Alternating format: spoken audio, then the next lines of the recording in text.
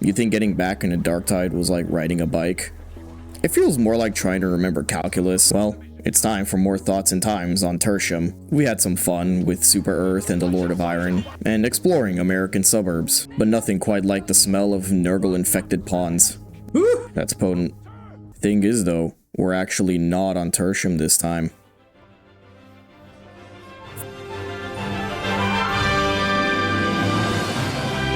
Fat Shark finally realized their true potential and allowed for a Chaos Waste mode for their Golden Goose prize child. Glory be, we finally get to see all the cool environments like desert, more desert, and nighttime desert. It is nice to see new environments, even if they are sandy dunes. They look good for what one could call an homage to early Rogue Trader, or more reductively a Mad Max reference. This was a game mode many people were quite excited for, and it's no shock why. Roguelites to gamers are like honey to bees. It's just so attractive to them, they can't resist it. But roguelites can offer variety and keep a gaming scene fresh. With all the variants, it keeps the community interested. Chaos Waste was already a huge success, so they figured they could do it again, and people wanted them to do it again.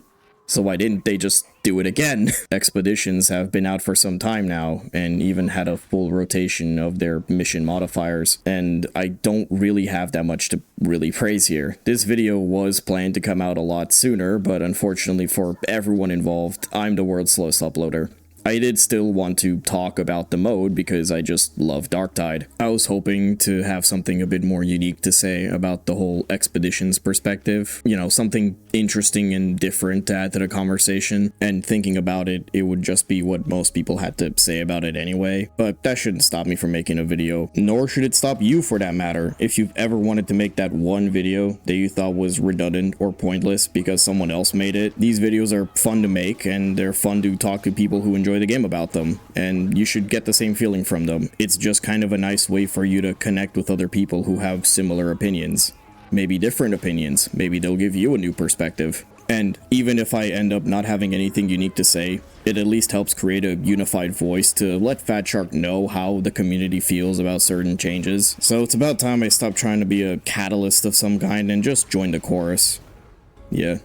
You like what I did there? Alright, so because I'm a glass full of water kind of guy, let's talk about what the new mode actually brings to the table. Starting out small, the environment is, like I said, very pretty. A lot of really fine details are very well rendered and very well made. I really appreciate the work that the team puts into making the environment really look good. I feel like that kind of praise tends to be quickly lost because people are just so cynical and they worry so much about the gameplay. And don't get me wrong, the gameplay is very important to how a game works, but I think we should give the 3D artists a bit of praise here and there, don't you? That being said, we should also really appreciate the voice acting. Do you love the grandfather so little that you would fail him so readily? Darktide and Fat Shark have always had a strong record of really good voice lines, and it's no exception here. I like the items that Swagger offers. They're very fun to use, and I have to admit I'm very happy to know that Fat Shark remembered Masozi is a character in the game. The way the environment is built is interesting. At first I wasn't a big fan of it, since my favorite way to play the game is run and gun, as well as full melee, so like run and stab really. Just in general, thinking that the expedition maps were designed against the ethos of how the rejects mechanically work. The more time I really think about it, I like the new maps. I think they work really well. They are built to be far more open with less cover, which means that ranged enemies are a real threat now. And I mean more ranged enemies than just the 6 or 8 gunners that the game loves to spawn at you as a giant middle finger. For the first time in a while, Reapers actually feel like a real threat that I have to worry about. It emphasizes using your movement to either find a securable location or just close the gap outright. That or respond with your own counterfire. This is probably why veterans really feel at home in this mode. Holy Terra's finest really do have all the necessary tools and hard-earned survival skills to handle inhospitable wastelands full of traitorous scum.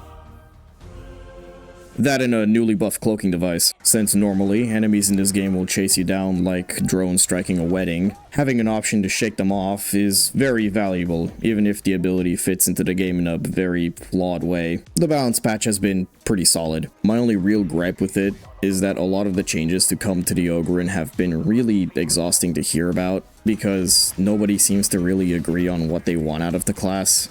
Personally, I really like playing the Ogryn, but I would really like some improvements done. But I'll leave that to players who actually make content specifically about Big O, and those who have 3 times more hours in the game than I do. I like that the team is getting a little bolder with platforming, even if it does demand a bit too much precision at times. Okay, what else? I already said the visual design. Yeah, I think I'm out of positives for this game mode. I mean, I could sit here and really pick apart smaller details to praise, because there are a lot of smaller details worth praising, but it's kind of like talking to my coworker about how his tie looks good, as opposed to addressing the fact that he is 3 hours late for work. So, why has Hadron actually sent us here anyway? You're out here collecting what she calls tech remnants. Now, these little microchips are being collected for 2 reasons. For one, you unlock more points on the map, and the other is, an outfit. Oh, no, sorry. 2 outfits, technically. So, that's all you really have to do with them. You don't really trade them for anything on the Morning Star. You don't fill out a bestiary. You can't even resource trade them for badges or even Aquilus. I mean, they would never let you do that, but come on. A man can dream. But hey, you know, maybe that's just our Pavlovian brain response talking, expecting to get a nice little piece of reward for every single mission we play. Isn't the point of playing a game to just enjoy the game? You know, joy for joy itself. And I mean, that's why I'm here. I'm sick in the fucking head. I'm gonna keep playing this game, reward or not. But by the time you even get to Expeditions, you would have probably unlocked most stuff in the game already.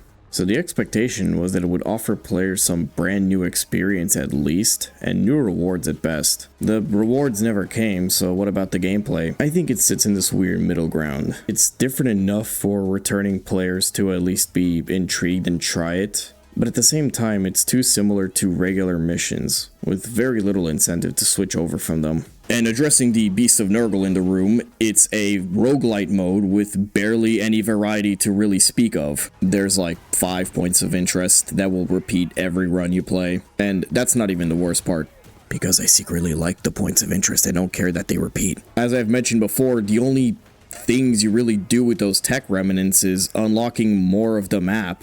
It's just more of the same thing, and the modifiers aren't even that interesting. Like, one of them is just hunting grounds? Really? Hunting grounds? At least the tornadoes are fun. But if all of that game development was meant to give us variety, and this is the best they've got, I'm gonna be honest, Fat Shark, I think I can find better variety in a hot topic. But hey, we also got the Packmaster, and I mean, I guess he's here. The armored dogs are cool, but I'm not sure what we needed right now was more armored enemies. I mean, really, to me, it just feels like fighting a bigger and thicker Ogryn, and I wish they did a little more with him. The most recent Expeditions patch more or less showed what Fat Shark had in mind for the future of this game mode, and I'm really not optimistic. If all they really had planned was a rotational system that changes the modifiers, it's really not looking good. Granted, I do like that they are getting more involved with community events, but this event really comes off as pointless if all it unlocks is a harder difficulty. It's like finding out all your hard work at the end of the year resulted in a $50 gift card to Arby's as a bonus. That's already missing $10. In the end, I don't really dislike Expeditions, but they just feel like everything Fat Shark puts out nowadays. Say it with me, class. Rushed. There you go. It's unfortunate, because if you squint, you can almost see the vision. A game mode with virtually infinite replayability and randomization, wide open areas to explore at the player's risk, resembling other extraction game modes, something that's far less committal than regular game modes. Oh, hey, Rolling Steel, what are you doing here? But then there's the catch, the fact that it was all kinda rushed out. When players wanted a Chaos Waste or roguelike mode for the game, they expected more than this. There isn't enough randomization to even come close to what Chaos Waste offered. Oh, and of course, it doesn't have enough reward to keep extraction shooter veterans interested at all. There's not enough challenge for veterans, since it doesn't even have a Havoc mode. And there's not enough accessibility for beginners, since your character has to be level 30 already, and you have to finish Battle for Tertium. And that just leaves me, a freak who likes to play this game for the genuine love of the combat system, And even then, I find myself slowly waning out of this game mode, preferring the more traditional maps. I think by the time I put out this video, I will be completely fine with what Expeditions have. Clearly they need more improvement, and there is more room to improve. But Darktide doesn't really need to worry about that right now. I think there's bigger problems that Fat Shark need to look at before Expeditions. The biggest and most obvious one at this point is performance.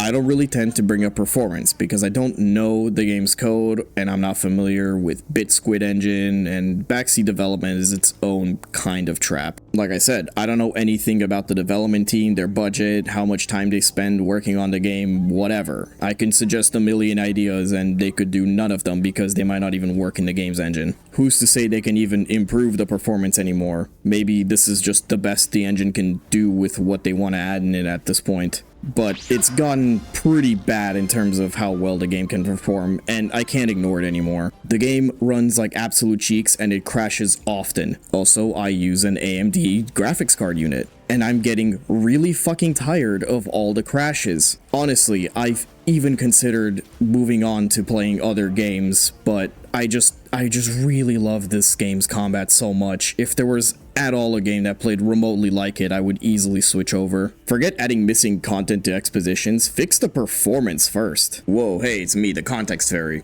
I sympathize with Fat Shark. It's really hard to work in an engine that's been discontinued for like 8 years. They basically run their own engine at this point. It's so far removed from Autodesk Stingray or BitSquid or whatever the engine is. Really props to them for making it work this far and this well. Don't let my negativity rub off too hard. It's probably incredibly hard what they do, and genuinely I think they are doing a really good job. I just would really like them to focus on that aspect of the game more. There's still a lot of issues with the game's general balance and weird design choices in abilities. There's that old carapace discussion about armor and how it should be balanced. It continues to plague this game like a fucking ghost. I would much rather see Fat Shark focus on community events like rations or...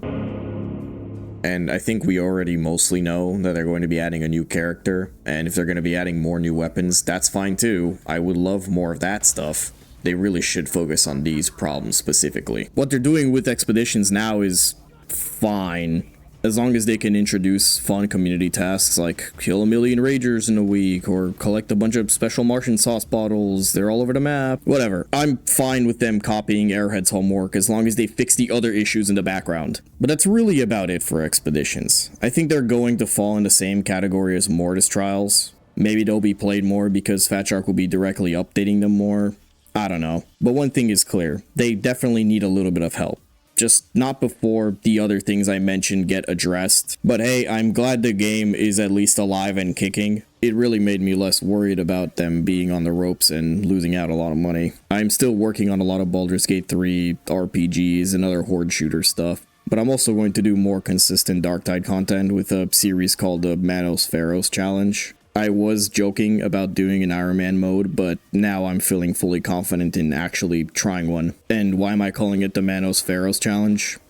I don't know, I thought it was funny. I assume most of you know how an Iron Man works. You have one life to actually, complete the game. I essentially create a fresh new character and I have to get to level 30. Since Darktide is technically in open development, the complete version of the game will be by the time I get to the end of the Battle for Tertium storyline. That being said, I can't die at any point. This doesn't mean mission loss, it means my character cannot die. If I die, I leave the mission and I have to delete the character and start over. I am allowing downs simply because I'm just not that confident in the game. I might be above average at the game, but I'm not Reginald. I'm pretty sure I'm going to go down whether I like it or not. In terms of difficulty, I will be playing on the highest difficulty available as I unlock them, the highest being Auric, I believe. If the series ends up being too easy, I might just change it to getting to Havoc 40, but I'm not that good at Havoc, so we'll have to see how that goes. You can't leave missions if things start looking dicey. If you have to die, you have to die. It's ride or die here in the LP unit. This series will be distributed in parts, essentially a full-length edited playthrough of the run. If I die at any point, that just starts a whole new character and a whole new run. I'm starting with Veteran and moving down through the classes, because it probably would be easier to be an Ogryn, but whatever. Expect it in the near future. Thank you all again. and Emperor protects.